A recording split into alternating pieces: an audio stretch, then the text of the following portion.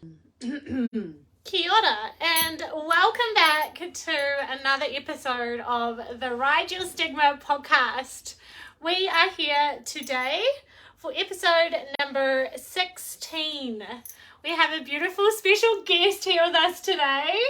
Welcome, Mandy Rose. Hi, everyone. Hi, beautiful. Lovely to have you here today. So exciting. No. Finally. It's only taken, what, like 6 months? Yeah, something like that, hasn't it? So guys, Mandy today, a little bit about her. Her business name is Eros. Am I saying the Eros? Eros? Yeah, Eros. Yeah, beautiful. She is an erotic educator, somatic sexological body worker, and a sacred sexuality coach. So welcome, Mandy, and all your beautiful gifts and tools. Yeah, so excited for today. Thank you for having me. I'm like, do I look at the camera? Do I look at the recording? Do I look at you? There's so many options right now. There sure is. We'll get a flow, definitely. So today, I want you to just introduce to anyone that's listening today, Mandy. Who are you? What are you all about? So these labels I've just shared, they're just labels. Who are you? Can you give us a little piece about yourself? Wow. Yeah, and that's tricky, isn't it? Because I feel so much that I'm still finding what that piece is. So ask me the question you asked me earlier. Do you remember what that was? The one around, like, what do I do? What do you do? What do you actually do? Yeah. What do you actually do in your work? Yeah. So I guess what I do is I help people reconnect to the pleasure in their body, to reconnect to their sexuality, whatever that may mean to you, and to help uncover the things that are stopping them from connecting to that. There's so much stigma around sexuality, right? About our sex, about what it means to have sex, what does it mean to enjoy sex, what the ways to have it, the ways not to have it. Like, there's so much conditioning and stories that are below the radar that most of us don't even know about. And so where my point of difference is in my work is that I work with the body. I work with the body to help uncover these things, because there is a certain amount of mind that we need. There is a certain amount of mind of understanding, like, what being is this? What genitals do I have? What name is this? What feelings am I experiencing? There is a mental capacity that is required and understanding, to understand our experience, right? But the subconscious layer, the stories that we don't realize that we're telling ourselves, live in the body.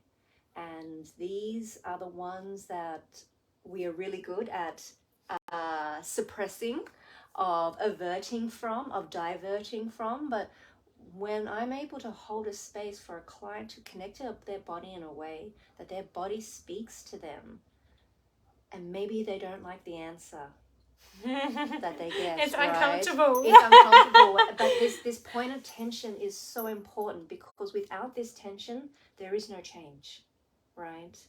When somebody is able to connect to their body and they realize that, wow, I have not been listening to my body at all. I have been driving through sexual instances of situations where I wasn't actually connected, where my needs were not voiced, where I wasn't connected to my needs, that I didn't speak up for what I wanted. When you experience that viscerally, somatically in your body, you're kind of at a crux point now. It's like, I can keep ignoring it, or I can do something about it. And that's the point where I meet them. Is, okay, now that you know that this is here and you can't deny it, how do you want to move forward? And where can I support you in that? It's deep, It's deep, baby. So deep. It's so deep. And and so powerful. Like the thing that's coming up for me right now, Mandy, is how vocal I am and how loud, and I use so many words and I talk so much, and the energy you hold in verbal silence.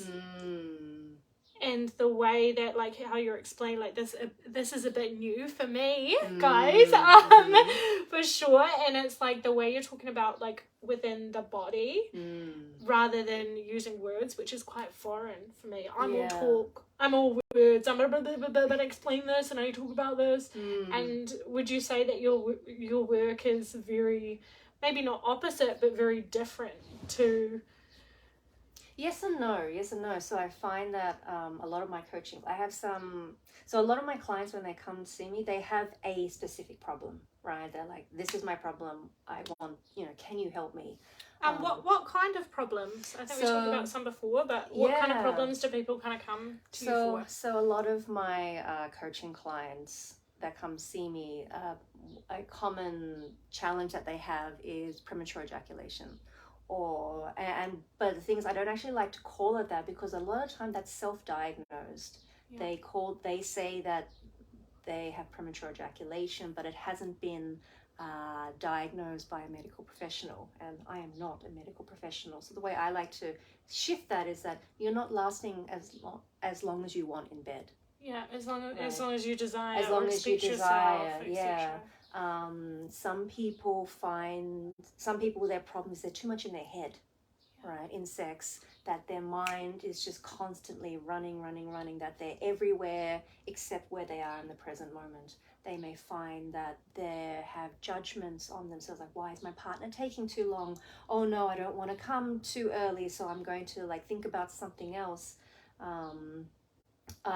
Some people, a lot of the people who are very much in their mind feel disconnected from their body. They want to feel more pleasure. And so they come with what they think is a very simple problem then, right? They're like, how many sessions will it take to fix this problem? Me? Can you fix me? Where's the pill? And so this is something I say to them. I'm like, I do not offer a magic pill, but I will be your biggest champion, your biggest cheerleader, your biggest supporter. And I'm also going to call you out on your bullshit to help you see what it is that you can't see. Because this is the key, is that people don't know what they don't know. And as we move through, let's say, the journey of learning to last longer in bed, what happens is that sexuality is not a linear process. It's not what comes first, the chicken or the egg, right? Who knows? But rather it's, let's focus on what is your biggest concern and see where that spirals out. See what other threads, how it connects to other parts of yourself. And actually through that process, people start to unravel in their body more, of thinking, oh, it isn't actually just about this, it's about something else. So let's say lasting longer in bed. It could be that they're not breathing, that they're holding their breath the whole time, right? I seen you do a reel, didn't you? You did a reel, I think, the other day about breathing, and then as soon as I said, oh fuck, I wasn't breathing. Straight away I went, oh. It's so simple, and I feel like we all, could do with more breathing. Yeah. Well, that's it. Everything I teach, I believe, comes down to breath, sound, and movement. They're simple, but they're not easy, because our world, our entire outside world, moves us in a way that we don't get to connect to these things, right? We're constantly running from one thing to another. We've got deadlines. It's all about instant gratification. How many people have said they've started a meditation practice, and how long has that lasted? Hands up right here. Yeah. So, it takes a lot of self-knowing, a lot of self-worth to really hold ourselves and be like, no, I'm going to take this time for me, whether that be 10 minutes, whether that be 20 minutes, whether that's to create and enjoy a self-pleasure practice, or sit down and have a cup of tea, right? to not have your phone on, to not be distracted, to just be in the moment. And so this is where I believe that, I was saying to you just a moment ago, like in yoga, the saying goes, right, that how you show up on the mat is how you show up in the world, right, in your life. And I find that sexuality is the same. When you're in an engagement with yourself or with someone else, am I really present? Am I actually aware of the sensations that are happening in my body now? Or am I thinking about dinner and what do I got to do next? Am I giving myself the patience for my body to open up in its own time? Or am I just pushing to the end? Right. Yeah, something that just drops in for me then, Mandy, is I think about myself, and I think about something that I don't think about dinner while I'm in the bedroom or what's going to happen around me or before or after, but I'm more focused on, am I doing the right thing? I'm in my head, am I doing the right thing? Oh no, but I know that I need longer foreplay than what he wants, and blah blah blah, and so I need longer, but I don't want to be a nuisance, and and all of those sabotaging thoughts that are going on in me. Oh, do I look like, I don't have that. I've heard a lot of women say that cliche, like, oh, do I look really fat on top, or do I look like this, or whatever. I don't have that, but I have my own insecurities, Of course. But would they be similar to what you're talking about? Yes, like I'm not definitely. in the moment. I'm not present with sensation. Yeah. Kind of thing. That definitely. And I love that piece around, like, there's the caretaker piece. It's like, how are they doing? Like, I know I need more foreplay, but I'm afraid to ask. Yeah. I'm afraid of what the other person will think. Judgment, fear, judgment, shame. And this is everywhere in our society, in our sexuality. It takes so much knowing, so much confidence, trust. Trust is the biggest one. Not just trusting yourself, but trusting your partner. Am I in a safe container where I can take my time and explore? And these are not skills that first we're aware of, and we don't know we don't know these skills. We don't know where to learn these skills, where to practice in a safe space, because you know what? We're not going to get it right. We're human. We're human. And unfortunately, with the way that sexuality is not spoken about these days, and particularly, like, hands down, most people's sex education comes from pornography. Like, that's the truth. And there's nothing wrong with pornography. I believe there is a way that you can enjoy it in a healthy way. It's when it's out of balance in your life that it can become a problem. But that being said, pornography is staged. It's not a true reflection of what a sexual interaction is, what a conversation is, the vulnerability piece of what it means to expose yourself, to expose your body to another and come in immersion. It's delicate, and it's a skill. Like we think about what it takes to present publicly, like public speaking, right? You go up the first time, I know when I did, my knees were knocking, I stopped breathing, my mind blanks out, like I go into like shutdown flight and then shutdown, like that's my survival go-to. I know that. But with practice over time, you learn skills. I can get better at it, and people have done that before me, right? And it's the same in sex, to actually learn what is supportive for you. What skills do you need to know? And we need to make mistakes. We need to make mistakes with others, and we need to receive mistakes from others. But I'm hoping that we can do it in a way where it's not damaging, right? That there's a space for mistakes, a leniency. It's like, oh, well, I didn't really like that touch, and, I kind of felt a bit weird, but it's okay. Like, I know that definitely that's not what I want next time. A space for mistakes. I like that.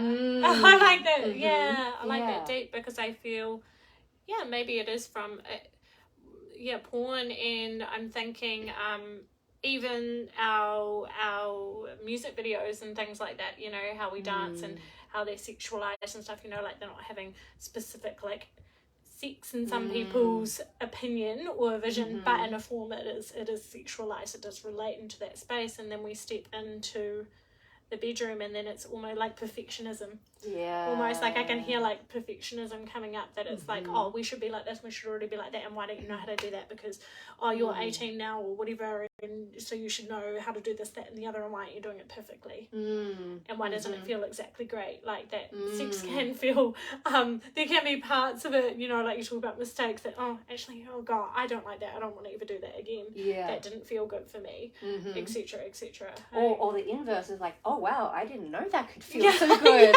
Can I have more of that, please? I really like that. Yeah, definitely. And just like, even in that little bit you just said, I see like 3 different tangents that I could like go down. It's like, which one to talk about? So what was the one that really stood out? Yeah, there was also, something else that just popped up in my head while it's coming through, Mandy, is I've been reading Brene Brown. Do you know Brene Brown? I love her. Have you read her? It's Steering Greatly. I'm reading. Is that the latest one? No, it's quite an old one, I think. It's about courage, vulnerability, and shame. But that's what she talks about. But she talks about daring greatly, and she's talking about shame. And she talked about how she studied shame a lot in women first, and she kind of ignored men. Well, like, I don't know what her words were, but she was saying pretty much she didn't really study men because she just thought, it's a bit of a hard basket, like, whatever, kept on, like, that's the feeling I got anyway. And she went on, and then she said there was an example of a man at one of her live shows that came up to her, and the wife was like hurrying him along, and then he came up and he was like, I really love what you got to say about shame, but what do you have to say about men in shame? And she was like, well, to be honest, I haven't really dove into it. And then she finally went into the shame around men and stuff, and it came up a situation around porn and men and how they perceive it and how women do, and the shame that men hold, and that women often perceive that it means that they're not good enough because a man is maybe addicted to porn, like porn addiction, things like that, and that, oh, well, I'm not enough because why can't he have me, and why am I not beautiful enough? And then the men's perspective for a lot of them through the book was talking about how men were like, well, actually, then I don't have fear of not performing long enough, and I don't blah, blah, blah. I just the porn's there, and blah, blah, blah, and then I'm satisfied, and then I can come, and then blah, blah, blah, and it's just easy. Whereas, like, when I'm in the bedroom with you, I have to be vulnerable, and I have these expectations of myself to last this long, or do this thing, and that cliche one that we have with males around, oh, if she's not wet, that means I'm not doing a good job. Yes. So much. Yes. Yeah. I just, I was mentioning to you before, I just come out of a 5-day immersion called Sacred Touch and Tantra. And we helped those 3 facilitators, including myself, and we guided 20 beings through a journey of what it means to give and receive sacred touch and reclaim our sexuality, our divinity, the innocence. Erotic innocence is a word that I've heard.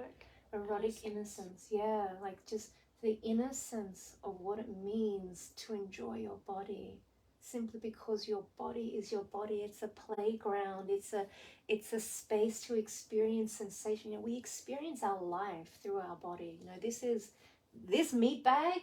This meat bag is carrying me through my whole life. And there are many ways that we experience pleasure through the eyes as we eat, beautiful music. But why is it? Who was it that put down the line that said, I cannot experience the pleasure of my body?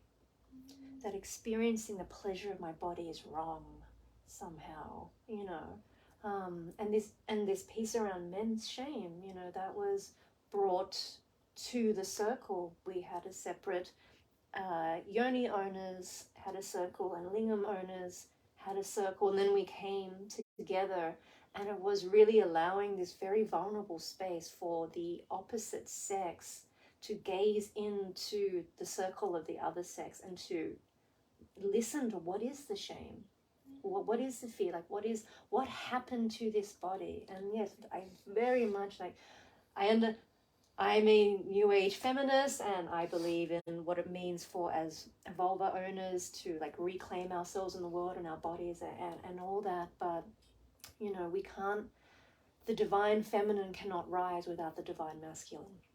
You know, we need both. And I had a beautiful opportunity to witness these male bodies, these bodies with penises, share what it is that happened in their life, like that, and everything, you know, the shame of like the huge responsibility that they feel that they have to come into a situation and know what they're doing, that they have to suddenly, that, you know, with no education, with no understanding of anatomy of themselves or the other, somehow I'm supposed to make this other being feel completely safe and give them everything and last for ages, and that's a lot to carry, right? And the separation of the boys from each other as they're growing in adolescence, right? I can't show my heart, don't cry, don't be emotional. So all these male bodies are in isolation from a very long time, and there's no guidance, there's no nurturing from their brothers, let's say, and suddenly they're meant to come in to, and I'm talking about heterosexual relationships right now, where they're supposed to know everything, and it's a lot to carry. So yeah, totally, it makes sense that they would just, it's easier just to jerk off by themselves a lot of the time. But then all the projections come on, all the stigma comes on. Well, you're not listening to the owner, and maybe they don't know, you know. And I can kind of, like, when you were saying that, when you said maybe it's easier, what did you say, I can't remember, but that maybe it's easier to just step into the porn or whatever,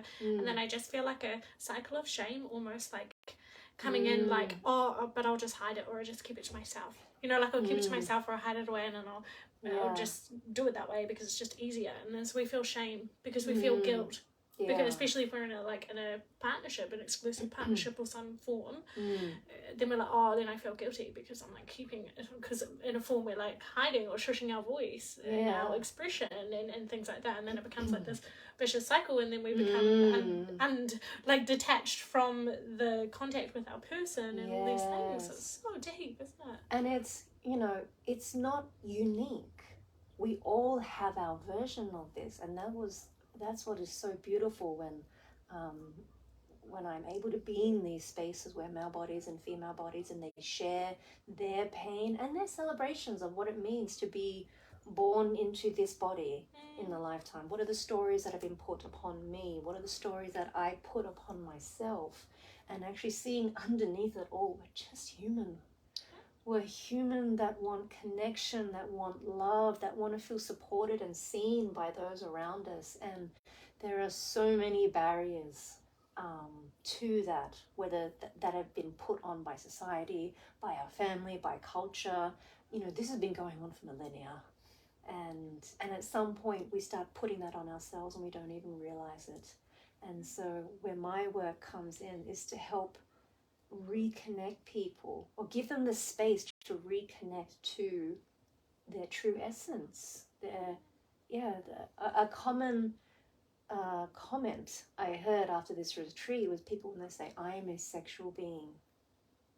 And that doesn't necessarily mean that they go around, you know, dry humping everything or dry humping. Careful with your definitions. So people, like, it's not a restricted definition of a sexual being. It's actually, you know, like I feel, and this is what I feel, that my eroticism is a part of me. I can welcome it. I don't need to, I can own it, and I can channel it where I want, you know. If there's a willing, consenting partner that wants to receive that, then yes, I can put it there, or I can put it into my art, or I can put it into creation, or I can circle this energy with the heaven and earthly energies. Like there's so much more to our eroticism than meets the eye, because the models that are out there in the world are very limited in what that means. People think erotic, they think triple X, right? You know, but actually, like, this is what Eros is. That's what I was going to ask you. What does evoke Eros mean? So Eros, there are many ways that you can describe. In the most simplest term I like to describe it is life force. Like when we think of our eggs and we think of our sperm, right? That combination, that lock and key creates life, right? Yeah, sure does. And we haven't figured out how to do it without this, right? As a human civilization, we can't create life without these parts. And that's a lot of energy there, right? There's a lot of power. And we could have physical children, or a lot of people choose to channel that energy into something else. And so, like, when I say eros, that's life force energy. This is the energy that I believe, it's the vivaciousness of life. It's that spark, it's that glitter. That's what gets me out of bed and into life. This eros could be like meeting the gaze of a stranger on a subway, right? When you see something at the same time, it's having the waiter suggest lunch for you. When you say, what's your favorite meal? I'm going to have that. It's that point of connection. It's the point of life. And so much of our lifestyle these days suppresses that, right? And COVID, this pandemic for the last 2 years doesn't help, right? It's been a real dampener. We're stressed with work, we're stressed with tasks to do, with COVID, with financial crisis, whatever, inserted here. And that can get really bogged down, right? And sometimes we can get thrill, we can experience thrill or excitement by doing stuff, but where's that fire ignited from inside? And this is what I call eros, is that we are learning to evoke, to call it out, to gently seduce this aliveness from our body so it exudes out. And this fire is limitless. This energy is limitless. It is there as long as you know the conditions that your body needs, your mental, physical, emotional, spiritual body needs for this energy to flow, then that's all beautiful. The pieces and the ingredients and the recipe, Mm-hmm. Like all of it, all of it coming together. And I love that when you say recipe, right? Because every body is different. Every body has a different story. Yeah. Right? What happened to you, good and bad. Yeah. What works for you today might not work for you tomorrow. Mm-hmm. And so it's just really about how do I come in tune with that, about what I need in my body. And when I don't know what I need, how do I find out what I need? How do I sit with it or move with it and discover deeper? Mm-hmm. Mandy, I would love to know, could you share with us, I suppose, a bit of your own personal journey? Like, when did you start this work? Was there a aha moment or experience you went through in your personal life that brought you in to this work and this new passion that you found? Totally. So, and I want to try and stick to essence because everybody's story could just go on for so long. So prior to shifting into this vocation, I worked on super yachts as a stewardess, which can be very glamorous. There's a lot of money that can be made, but it's a lot of work. And I was on quite a particularly busy boat and worked for 5 months straight. 14-hour days. Wow. And I was burnt out. I was going to say, so you burnt yourself out. I burnt myself out. I remember at one point, like literally I'm standing over the ironing board and I'm just crying. And I'm just like, there's got to be more to life than this. There's got to be more to my life than this. And so I was already sort of on the spiritual development, learning to better myself, personal development, such like that. And I left and I did a massage course for 6 months in traditional Thai massage, thinking that was going to be my exit out of yachting, right? And so I did that in Thailand, in Southeast Asia, but through that process, started meeting other beings and finding more about spirituality. And I was self-studying for a long time about the intersection between spirituality and sexuality and where they overlap, I started learning about female arousal, learning about my arousal systems. And when I went to India, suddenly I heard this word called Tantra. And I'm like, what is this? And then I realized, I was like, oh crap, I've been studying this myself for 2 years and I didn't even realize. Yeah. Can I just butt in then? Can Please. you describe to me what your definitional description of Tantra is? Because I've watched a few little bits and pieces and there's like different types or forms or perceptions about it, Mandy. So what would yours be? And you're right, it's such a diverse, wide-ranging subject. So the way that I explain to my clients, Tantra in its origin form, it's over 2,000 years old and originates from India. And it's a philosophy of life. It's a pathway of spiritual development from my understanding, of landing divinity in the body, right? Now you can go, the original route is through classical Tantra. So this is the yogic path. So through this pathway, it is, there's meditations, there's tantric yoga. It's about assimilation of the energy. How do you cultivate life force energy within yourself? There's the sutras, there's the philosophy, the readings, it's a yogic path, and the most original way. I guess the majority of my teachings come from the neo-tantric practices. This is also new to me. I'm like, teach me more. So my understanding of neo-tantra was that around the 60s and 70s, Tantra came to the West.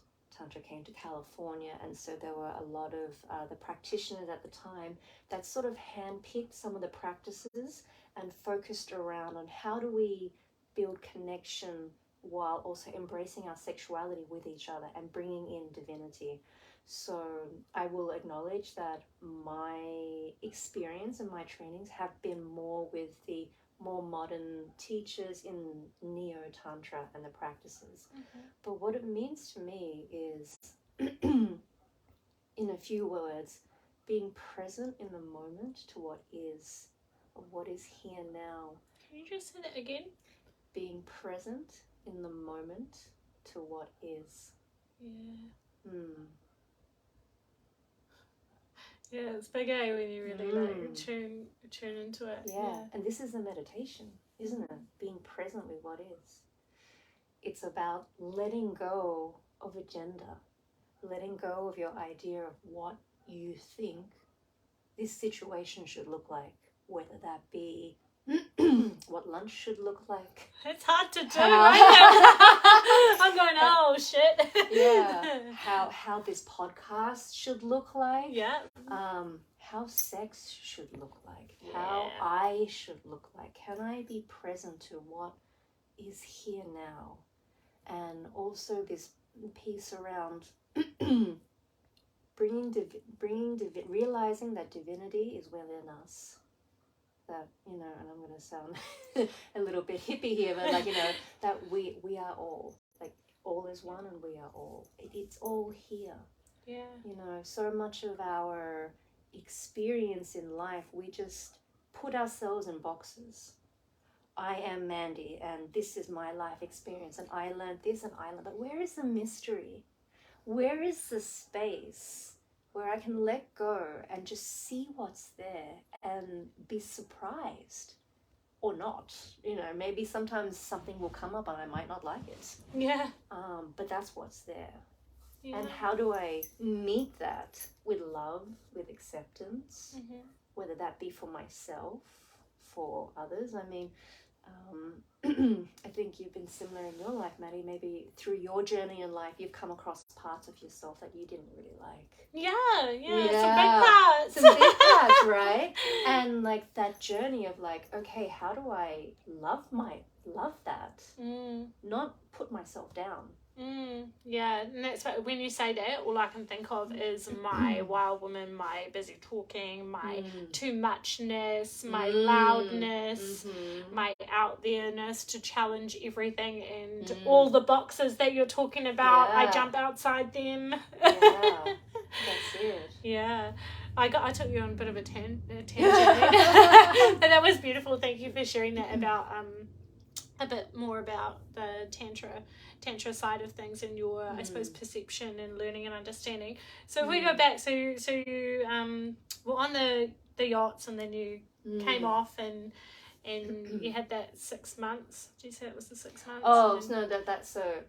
My journey has been going back and forth between this began as self-interest, right?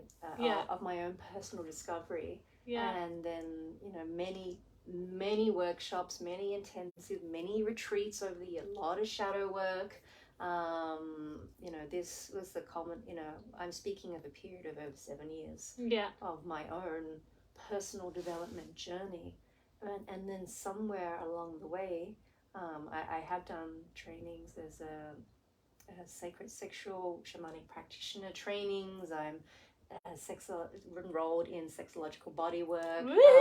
So for me, it's really about how do I link the bridges to this of the ancient wisdom and knowledge that have been around for millennia with the modern day practices and research that is supported and peer reviewed, and where do they meet?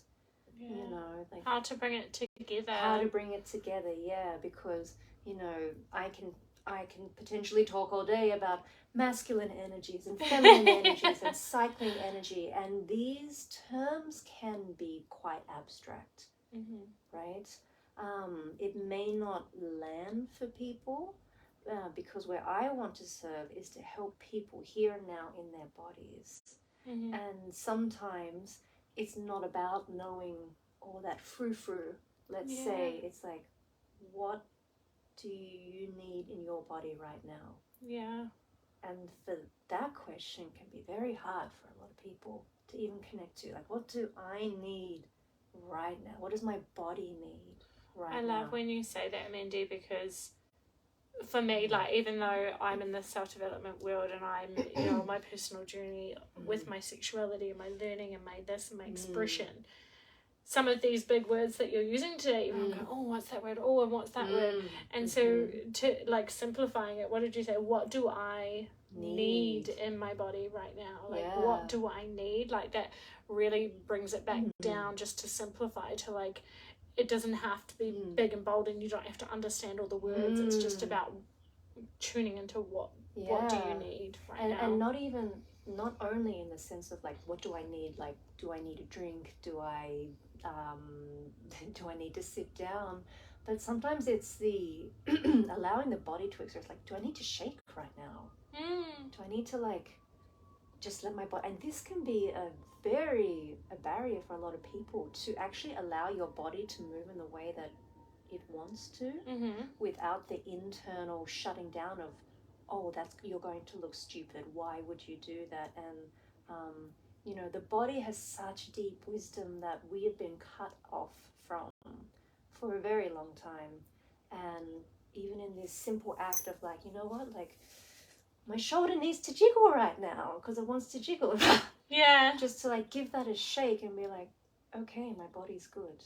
We're still an animal at the base of it, and the body has needs, and sometimes that's release. And can I trust my body to know that it knows what it needs? And all I can hear when you explain that is let go of judgment, let go of expectation, like judgment, expectation, like all the time. And I actually think that too, an experience that I had the first time I ever squirted with fluid out of my body, and I didn't expect that. We weren't aiming for that, nothing happened, and I was shocked. I was like, oh my god, and I'd done the whole, like, oh my god, run away, did I just pee myself, what just happened? And I almost freaked myself out and judged myself and set in expectations of, oh, that wasn't intentional, blah blah blah blah blah. but I have a feeling it had something connected to that partner that I trusted, that I had healed through a lot of stuff with, and all of these things. But that, like, that's what came up in my head straight away when you were talking, and I was like, expectation and judgment of, like, just let your body be and feel and do what it needs to in those moments. Yeah, and that, I love that example as well. Like my one of my peers and my teachers in this work, one of their first experiences in life was not as supportive, you know, where they squirted and it wasn't received well by the partner, where it was, what the heck is that? Is that piss? And that internal shutdown, right? And just cut off from that and not being able to access those, in Tantra they call it Amrita, and that's the sacred waters. So for that to happen, the body needs to be in full safety and trust. It is a vulnerable piece, and not everybody can hold it. You know, and when in situations where the other person can't hold it, you know, that's very vulnerable. And that's like, all I can hear then is like slipping into like a dark space of like shame for that person that experienced that, that like already like just feel the cave in, just like that's all I can feel when you explain that. I was like, oh yeah I could like could just feel the shut off and like and the tension in the body, like we're talking about like feeling it in the body, but I can just feel like the stiffness of like, oh my god, that I'm a failure, that I'm disgusting, and then all the sabotaging thoughts start to you know, a pattern that can happen with vulva and womb owners, right? You know, that internal shutdown, you know, it can get worse, you know, because you've cut off an emotional connection with yourself, and you know, there's pain and there's shame on top of that, and there's judgment, and sometimes this can layer up, this can armor up, where the vagina can become numb, where the vulva becomes numb. It can't experience anything, right? Under numbness is pain, and under pain is pleasure. And it saddens me that this is not something that is talked about commonly, right? You know, I've heard many of my sisters who have gone to doctors with vaginal numbness or vaginal pain, and the doctors are like, oh, well, that's normal. How is that normal?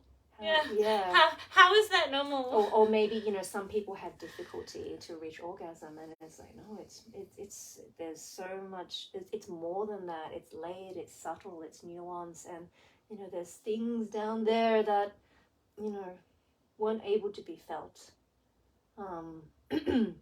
through the a lot of my work is around helping people reconnect to their direct connection to pleasure.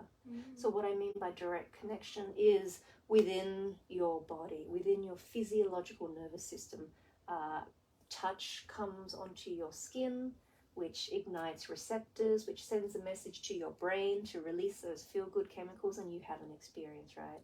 We can also have indirect pleasure, which is, you know, maybe through my eyes, seeing my partner enjoy themselves, hearing the moans of their delight. You know, I can get pleasure from that, but it's indirect.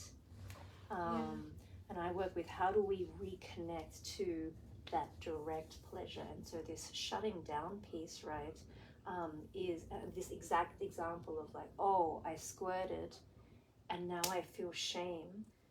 That cuts you off from your direct connection to pleasure. So maybe you were, or for anybody, maybe the next time they go into that experience, and when they feel their body getting to that point, that shame kicks in and says, no, I can't experience that because that means it'll lead me to this. And now you have shut yourself down. Yeah, and we don't even realize this happens. It's deep, hey? That's like, when you're explaining that, I kind of think about, like, it just makes me go into like cutting cords, like spiritually, and more meditation stuff that I've done. It just, for some reason, like ties back into that for me. I'm thinking like, oh, it's almost like a a cord has been cut, but not in a good way, like not in a good way, like it's like been cut and it's like a wool, but like a shut off, Totally. like the opposite of not intentionally trying to cut the cord, but like the cord's damaged, and it takes a lot of work to build back up in that space and release that and heal that and start to feel safe again. Yeah. Well, first you have to realize that the pleasures, we call it the pleasure ceiling, right? First you have to realize that the pleasure ceiling is there. Yeah. And when you do, it's uncomfortable, right? It's not, it doesn't feel good. And then when you're aware of it, it's like, okay, like this point, this is where I can reclaim my pleasure. But again, it may not feel comfortable. It may feel like anxious and a bit edgy and like Yeah. And so, you know, feeling your capacity, your love for yourself, knowing that you have the tools to move through that discomfort, and really important, having that support, you know, whether that's with a loving partner holding space, a professional holding space for you, or having someone you can talk to afterwards. Yeah, something that just popped up for me, Mandy. More me related around herpes stuff, but I have a lot of a lot of clients and a lot of, I suppose, tribe in my community, and I know because I experienced it. Do you work with clients at all around learning to come back and connect to self? Like, of course you do, because you've just talked about it, but a lot of it that we've talked about or touched on today is about, I suppose, with a partnership of some form. Something I went through for probably 6 months to a year was even like not being able to touch myself or clean myself or not want to pleasure myself, and I feel like this would definitely relate to like things like sexual abuse and things like that as well, when people when we're feeling resentful of our body and shame and guilt and blaming ourselves. So I suppose, can you talk into if you've had any experiences or how you would work with someone and support with someone with learning how to come back and connect and that with self, like Okay, thank you. It was a lot. There was a lot to ask. So what I'm hearing is the question around how have I supported people to move through connecting back to the parts of themselves they may not have liked before. And I'm hearing like acceptance and learning to cliche, but learning to love our body again, or our space, and feel safe. Like safety is real big too. Totally. So just a premise, you know, I don't work with active trauma. What do you mean by active trauma? So active trauma, trauma is a very, very big subject these days, and you know, to work with trauma you need proper training, proper qualifications, and that is, so if someone is having a trauma response, or like, you know, is very still like suffering the consequences of trauma, I'm not that person I'm not that professional to not see. At that stage. Not at that stage, no. Yeah. Where I meet people, and I love it when when I'm part of a team of their healers. You know, I have clients that come, you know, they see me as a sexual practitioner, they will have a counselor, a therapist, they might have a gym coach, you know, and I'm here to be a part of the team of helping this person come back. So when it comes to helping people come back to loving themselves, again, it's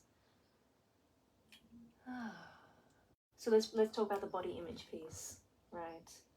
So a lot of the ways that I would do it is firstly helping people reconnect that actually their body has a wisdom, that their body has something to say about stuff, and how to start listening to that. And then another way I could move forward with that is, how do we again uncover these stories that we don't realize? So let's talk about body image. Let's talk about female body image, right? And we can throw in patriarchy in there if you want. We can talk about pornography. We can talk about magazines and Photoshop. Yeah. You know, filters. Yeah, you know, there is a lot of noise out there that have told us how we should look like.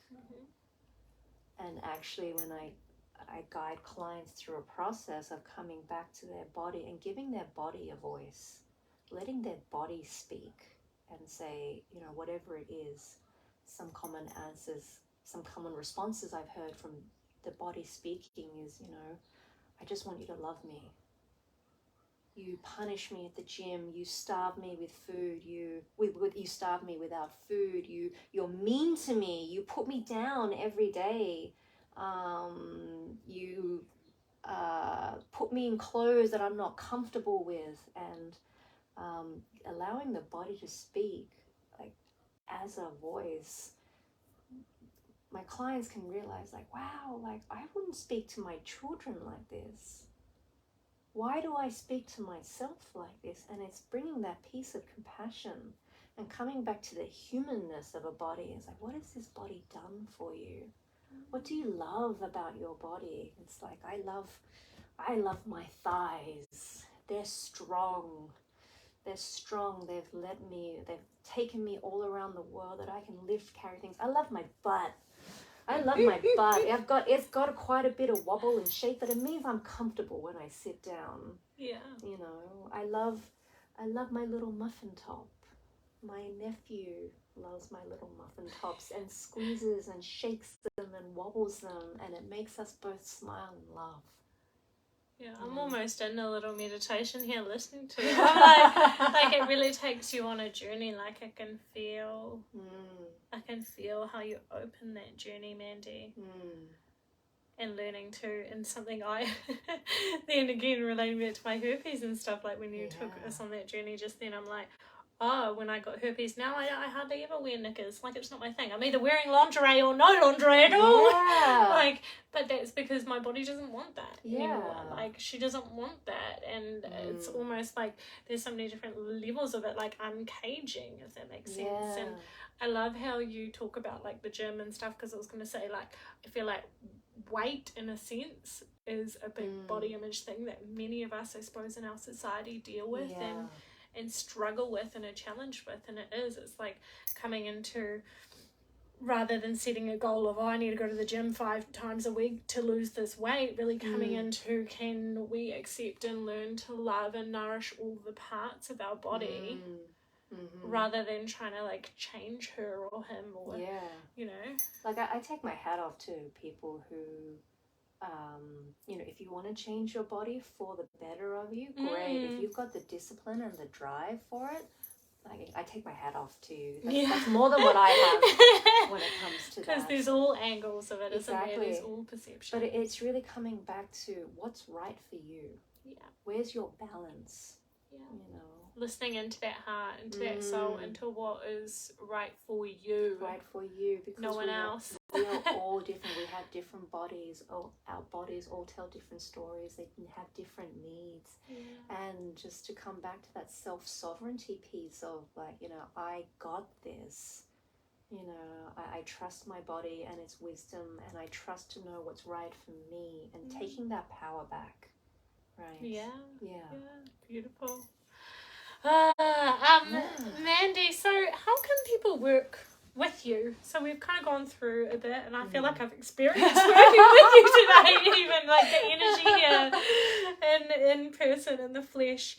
But could you, I suppose, for anyone that's listening, could you tell them a little bit of like how they could work with you, and if it would be right for them to come and do some work with you, where they could find you, and bits and pieces like that? Sure thing. So the easiest way to see my work and see a little bit of what I'm about is at my website, which is evoke-eros.com.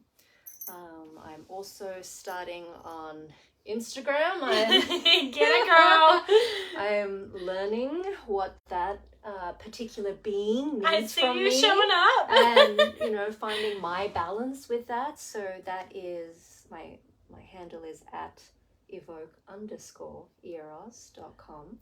And so a lot of people will reach out because there's something that's really sitting with them, you know, whether that's they're unhappy with their sexuality, they're unhappy with their performance, they're too much in their minds.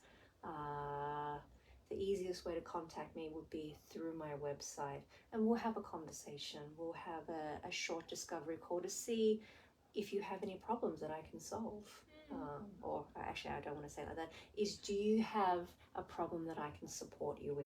Yes, And love then, that. I love that. Stuck my mind. I do the same thing. I'm like, oh no, not those words. Yeah, I'm not here to solve anybody's problems. All I can do is give you another perspective, a different idea, some tools, some encouragement, and a big dose of support. Yeah. And depending on what it is that you're seeking will also dictate what kind of work. Sometimes it could be a one-off session.